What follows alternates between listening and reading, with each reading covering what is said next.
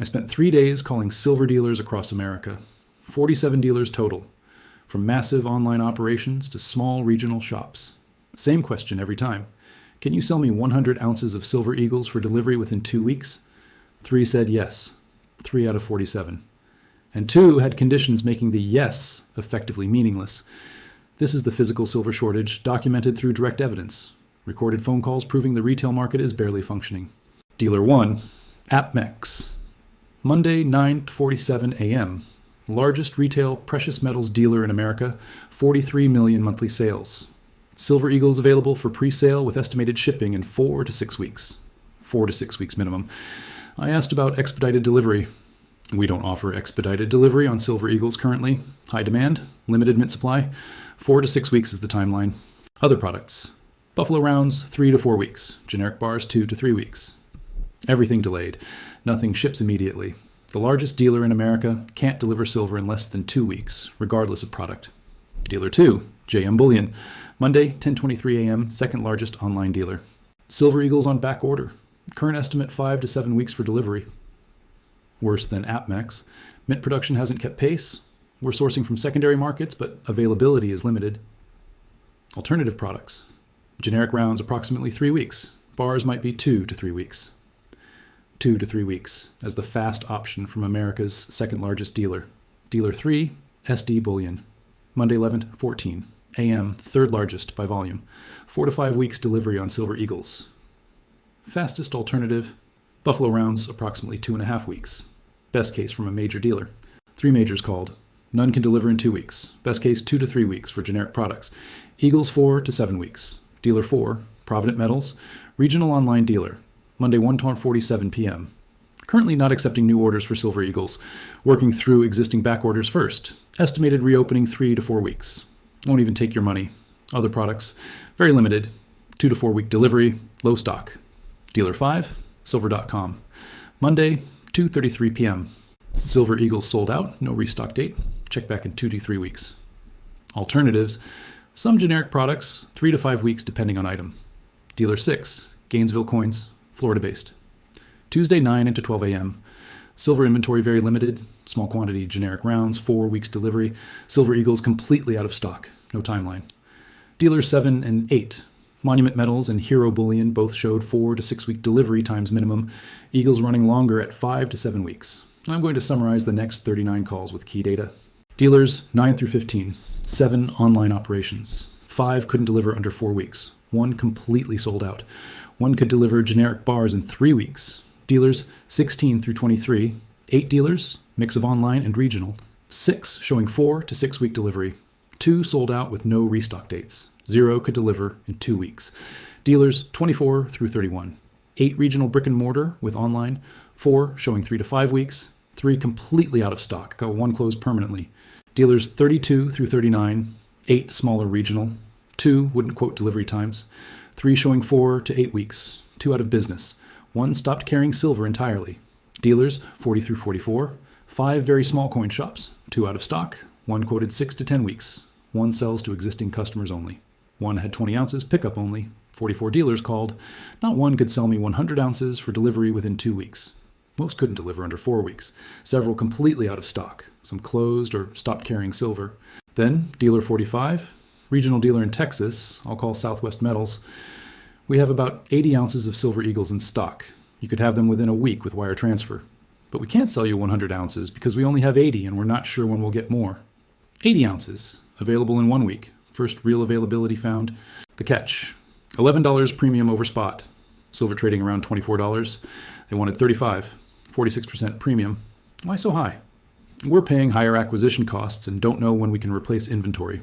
We need margin to justify selling what little we have. This is rationing through price manipulation. They have metal, but they're charging premium so high that most retail buyers won't pay. The 80 ounces they have might sit for weeks because the price is prohibitive to normal customers. But they're not lowering the premium because they genuinely don't know when they can source more inventory at reasonable cost through normal wholesale channels. I asked if they'd come down on price for larger order. We can't go much lower. We're already thin on margin at this premium, and we literally don't have more than 80 ounces anyway. I thanked them and moved on.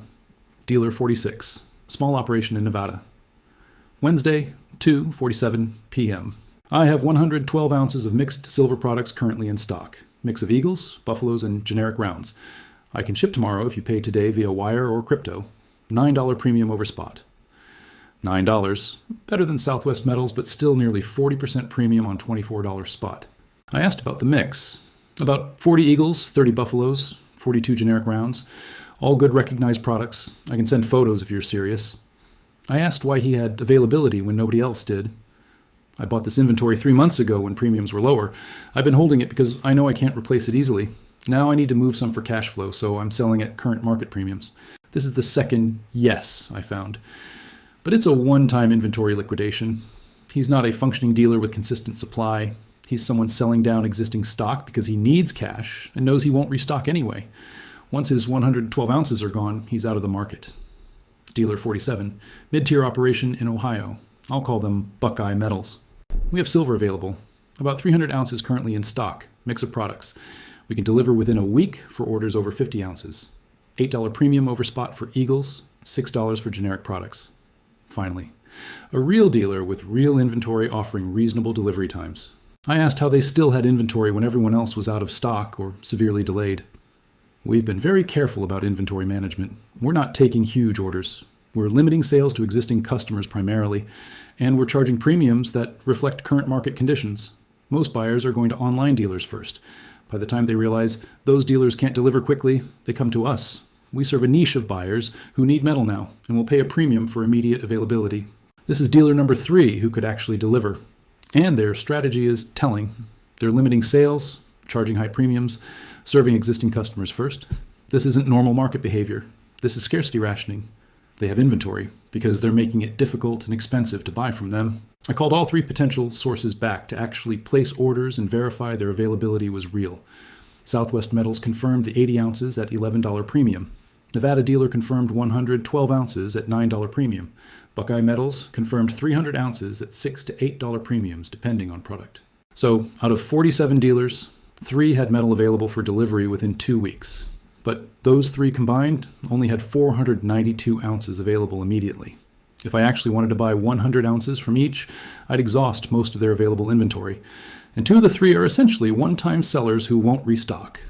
This means one dealer, Buckeye Metals, is the only operation I found that's actually functioning as a normal dealer with inventory management and repeat availability. One dealer out of 47. Let me put this in perspective. I was looking to buy 100 ounces. That's $2,500 at spot price. Even at $8 premiums, we're talking $3,200. This isn't a massive institutional order. This isn't a whale trying to buy 10,000 ounces. This is a modest retail purchase that should be completely routine. And the American retail silver market can barely fulfill it successfully. 3 dealers could sell it. 2 of those 3 are liquidating existing stock, not operating as ongoing businesses.